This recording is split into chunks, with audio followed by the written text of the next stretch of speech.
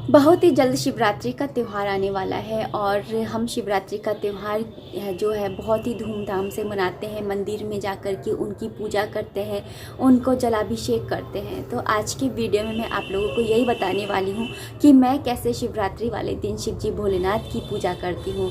तो चलिए वीडियो को स्टार्ट करते हैं। तो शिवरात्रि वाले दिन जो है मैं सबसे पहले सुबह जल्दी उठ जाती हूँ और उठ करके जो घर की सफाई है, जो नियम है मेरे, वो मैं पूरे करती हूँ। उसके बाद में मैं स्नान कर लेती हूँ।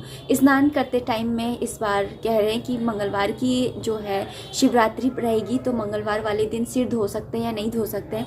तो देखिए दोस्तों, आप मंगलवार वाले दिन अगर शिवरात्रि है तो आप सिर धो सकते हैं, क्योंकि जो कहा जाता है बहुत पहले से ये कहावत चली आई है कि है ना, वार बड़ा कि त्यौहार बड़ा। तो वार ने कहा कि मैं तो हर हफ्ते ही आ जाता हूँ, लेकिन त्यौहार जो है वो साल भर में एक बार आता है। तो खूब धूम धड़ाके से इस त्यौहार को सेलिब्रेट कीजिए। तो हम मंगलवार वाले दिन जो है सिर धो सकते हैं, क्योंकि कई लोग तो ये भी कहते हैं कि सोमवार वाले दिन जो है हमें सिर नहीं धोना चाहिए। तो सोमवार को भी नहीं धो सकते, मंगलवार को भी नहीं धो सकते, और संडे को धोएंगे तो फिर मंगलवार तक तीसरा दिन पड़ जाता है। तो वो सही नहीं माना जाता है, क्योंकि तीसरे दिन की ना तो मेहंदी शुभ मानी जाती है और ना ही लगाते हैं, और ना ही तीसरे दिन का सिर धोया माना जाता है। इसलिए आप जो है मंगलवार वाले दिन ही आपको सिर धोना होगा। तो सिर धोने के बाद में सिर धोकर के स्नान करूंगी और उसके बाद में मंदिर जा कर के पूजा करूंगी। अब जानते हैं कि पूजा कैसे करनी है। मंदिर में पहुंचने के बाद में आप पूरे टाइम ही अपने मन ही मन में ओम नमः शिवाय मंत्र का जाप करते रहिए। आज के पूरे दिन आप ओम नमः शिवाय मंत्र का जाप करते रहिए। और जब आप पूजा स्टार्ट करते तब से लेकर के और आरती स्टार्ट करेंगे तब तक आपको महामृत्युंजय मंत्र का जाप लगातार कंटिन्यूसली करना है। और स्नान कैसे कराना है, सबसे पहले आपको जल चढ़ाना है। जल चढ़ाने के बाद में आपको कहते हैं कि जो भोलेनाथ हैं उनका जलाभिषेक करा जाता है। तो जलाभिषेक करते समय उनको 5 चीज़ों से स्नान कराया जाता है। पहला दूध, दही, शहद, घी और बूरा, इन 5 चीज़ों से स्नान कराया जाता है। और इससे पहले इनको सबसे पहले जल से, फिर दूध से, फिर दही से, फिर शहद, फिर घी और फिर लास्ट में बूरे से इनको स्नान कराया जाता है। और फिर उसके बाद में वापस से इनको जल से साफ़ किया जाता है। तो स्टार्टिंग में जल चढ़ाना और फिर लास्ट में जल चढ़ाना बिल्कुल भी मत भूलिएगा। ये तो हो गया उनको स्नान कराना। स्नान कराने के बाद में आपको इनका श्रृंगार करना है, क्योंकि हम नहाते हैं, नहाने के बाद में तैयारी तो होते हैं ना। तो सबसे पहले आप इनको कपड़े पहनाइए। कपड़े के तौर पर आप इन्हें कलावा पहना सकते हैं, जनेऊ पहना सकते हैं, तो ये पहनाइए। या फिर बाज़ार में आजकल वस्त्र भी मिलते हैं, तो आप वो भी पहना सकते हैं। वस्त्र पहनाइए, और पगड़ी भी आती है आजकल, तो वो भी पहना सकते हैं, वो पहनाइए। उसके बाद में इनका श्रृंगार करिए। श्रृंगार के लिए आप इनको फूल माला पहनाइए और इनके ऊपर टीका लगाइए चंदन का। इनके को है ना सिंदूर का या कुमकुम का, रोली का, इनका जो है टीका नहीं लगाया जाता है, इन्हें चंदन का टीका लगाया जाता है। क्योंकि कहते हैं कि जब समुद्र मंथन हुआ था तो विष निकला था, तो विष इन्होंने पी लिया था हलाहल, तो जिसकी वजह से इनका पूरा शरीर जो है वो बहुत तपता है। तपन की वजह से है ना, ये बहुत ज़्यादा गर्म रहते हैं, तपते हैं। तो जब हम चंदन लगाते हैं तो चंदन जो होता है वो ठंडक देता है। तो जब हम भोलेनाथ को चंदन चढ़ाते हैं तो उनको ठंडक मिलती है, उनको अच्छा लगता है। तो इसलिए उनको चंदन का टीका लगाया जाता है। तो आपको चंदन का टीका लगाना है। चंदन का टीका लगाने के बाद में आपको जो है फूल माला चढ़ा ही दी है, उसके बाद में आपको फिर भोग चढ़ाना है। भोग के अंदर आपको फल चढ़ाने हैं। आप फल में बेर चढ़ा सकते हैं, आप धतूरा चढ़ा सकते हैं, आप भांग चढ़ा सकते हैं, और सबसे बढ़कर इनके ऊपर जो है बेलपत्र चढ़ाए जाते हैं। बेलपत्र का जो चिकना वाला हिस्सा होता है ना, उस चिकने वाले हिस्से के ऊपर राम लिख करके या फिर ओम लिख करके, और उस जो चिकने वाला हिस्सा होता है यानी कि उसको यूं करके और फिर भगवान के ऊपर चढ़ाया जाता है। इतना सा ध्यान रखिएगा कि जो बेल पत्र होता है वो खंडित नहीं होना चाहिए, 3 वाला ही होना चाहिए पत्ता। एक पत्ता ऊपर की तरफ और 2 ऐसे निकले रहते हैं, वो वाला ही होना चाहिए। और पत्ते जो है वो भी कहीं से टूटे नहीं होने चाहिए, खंडित नहीं होने चाहिए। ऐसा पत्ता जो होता है वो भगवान को स्वीकार्य होता है। बाकी वो पत्ते जो दूसरे होते हैं वो उनको स्वीकार नहीं होते हैं। तो इस तरह से चढ़ाइए। भांग के पत्ते आते हैं वो चढ़ा सकते हैं, या भांग भी आती है आप वो भी चढ़ा सकते हैं। तो भांग चढ़ाने से ही भोलेनाथ जो है वो खुश होता है। इस तरह से आपको उनकी पूजा करनी है। पूजा करने के बाद में और पूरी पूजा के टाइम में आपको ना महामृत्युंजय मंत्र का जाप करते रहना है। अगर आपको महामृत्युंजय मंत्र नहीं आता है तो आप मन ही मन में ओम नमः शिवाय मंत्र का जाप भी कर सकते हैं। इसके बाद में जब ये सारी पूजा हो जाए उसके बाद में आपको गठबंधन करना है माता पार्वती जी के साथ में। माता पार्वती जी के साथ में गठबंधन करना बहुत शुभ माना जाता है। अगर आपकी शादी नहीं हुई है तो आप है ना, अगर गठबंधन कराते हैं, मतलब गठबंधन का मतलब होता है कि कलार डोरा होता है ना, जो मोली होती है, उस मोली से आपको उनको 5 बार दोनों को, मतलब भोलेनाथ रखे हैं यहाँ पे पार्वती जी रखी हैं, तो उनको दोनों को है ना लपेटना होता है 5 बार या 7 बार। तो इस तरीके से ना गठबंधन कराया जाता है और फिर उस धागे को तोड़ देते हैं। तोड़ते समय आप कैंची का यूज़ मत कीजिए और जो धागा बचा है आप उसे वापस घर ले जा सकते हैं, जो बच गया है। अगर जो थोड़ा बहुत बचा है तो फिर उसको वहीं पर ही रख दीजिए। तो ऐसे आप है ना गठबंधन करा दीजिए। और अगर आपकी शादी हो गई है तब भी आपको गठबंधन कराना है। और गठबंधन कराने से जो है आप कहते हैं कि इस दिन अगर आप गठबंधन कराते हैं तो सुहागनों का सुहाग जो है उसको लंबी उम्र मिलती है। आपके जो रिश्ता है पति पत्नी का उसमें प्रेम बढ़ता है। जैसे माता पार्वती जी और भोलेनाथ के बीच में समझ है, प्रेम है और अटूट है, ऐसा आपका रिश्ता बनता है। और ऐसी अगर कुंवारी लड़कियां कराती है तो उन्हें मनचाहा पति मिलता है। और साथ ही जल्दी, अगर आपके विवाह नहीं हो रहा है तो बहुत ही जल्दी विवाह होने के योग भी बनते हैं। तो इसलिए गठबंधन कराया जाता है।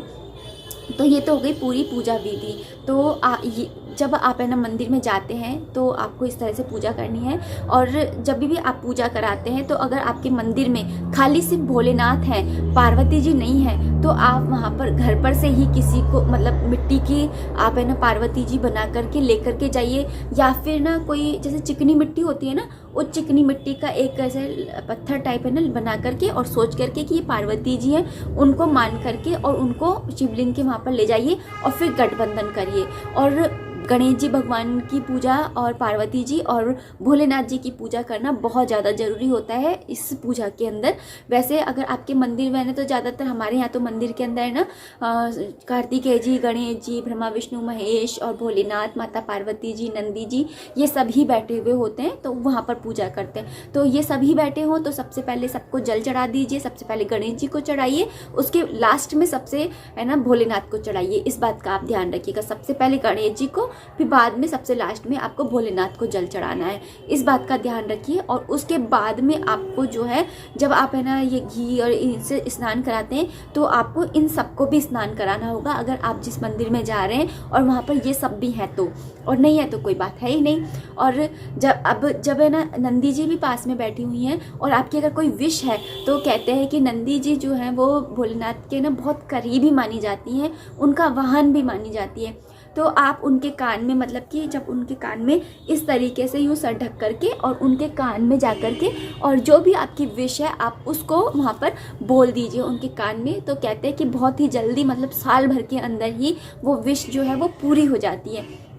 तो आप अपनी विश पूरी करने के लिए ऐसा भी कर सकते हैं। इस तरह से आपको पूरी पूजा करनी है। पूजा करने के बाद में आपको आरती करनी है। आरती करते समय आप कपूर जला सकते हैं, धूप जला सकते हैं और दीप जला सकते हैं। इन तीनों चीज़ों से आप है ना इनकी आरती कर सकते हैं। आरती वही ओम जय शिव ओमकारा ये वाली करनी होती है। और उसके बाद में आप जो है 108 बार महामृत्युंजय मंत्र का जाप कर सकते हैं। और ये वाली चीज़ जो है आरती करने तक तो हम मंदिर में कर सकते हैं, लेकिन जाप आप है ना वहाँ पे शिवलिंग के वहाँ पे नहीं कर सकते, थोड़ा सा दूर होकर के कर लीजिए। क्योंकि ना वहाँ पर ये होता है कि बहुत भीड़ रहती है तो औरों को डिस्टर्ब होता है, इसलिए आप थोड़ा सा दूर होकर के बैठ करके कर सकते हैं। अदरवाइज आप मंदिर में नहीं करना चाहते हैं तो कोई बात नहीं है, आप वो पूजा की थाली जो है वो घर पर लेकर के आएंगे। फिर घर पर आकर के आपने, क्योंकि घर पर भी शिवलिंग रखी हुई होगी, तो आप वहाँ पर घर पर आने के बाद में भी सेम यही पूजा कीजिए। पूजा करने के बाद में और यहाँ पर आप शिव चालीसा पढ़िए। शिव चालीसा पढ़ने के बाद में आप जो है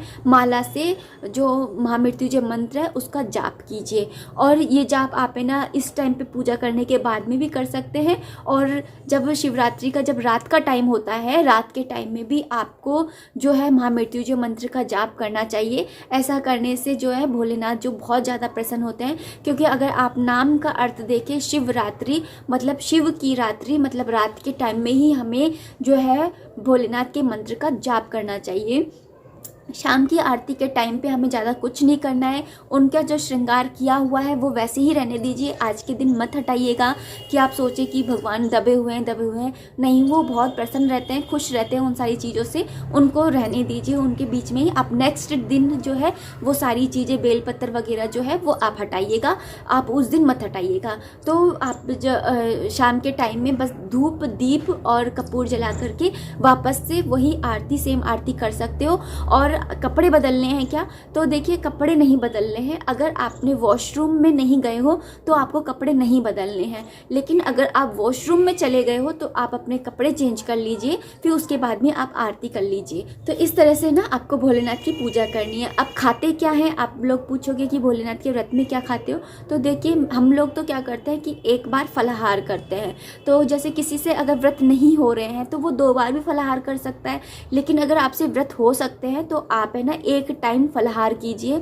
फलाहार में आप समझ ही गए होगे कि क्या खा सकते हैं। आप कोई फल खा सकते हो, या फिर ना आप जैसे साबूदाना की खिचड़ी खा सकते हो, कूटू के आटे के हलवा, पकौड़ी, या ऐसी दही बड़े वगैरह कुछ खा सकते हो।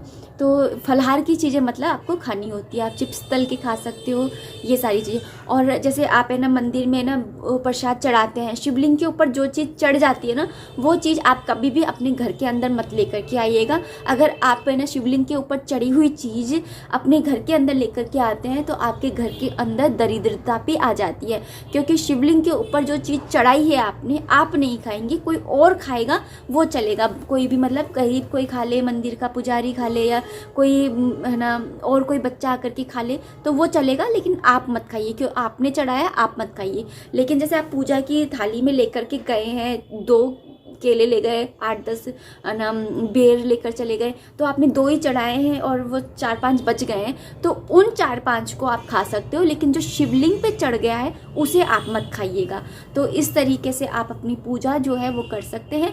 और मुझे जितना भी है ना ध्यान आ रहा था उतना मैंने बोल दिया है, लेकिन फिर भी अगर आपको ऐसा लग रहा हो, कोई क्वेश्चन मन में उठ रहा हो, तो आप मुझसे पूछ सकते हैं। मैं कमेंट बॉक्स के थ्रू मैं आपको है ना ज़रूर से रिप्लाई करूँगी। तो मिलते हैं नेक्स्ट वीडियो में, तब तक के लिए मुझे इजाज़त दीजिए। ओम नमः शिवाय, जय बोले, हर हर महादेव।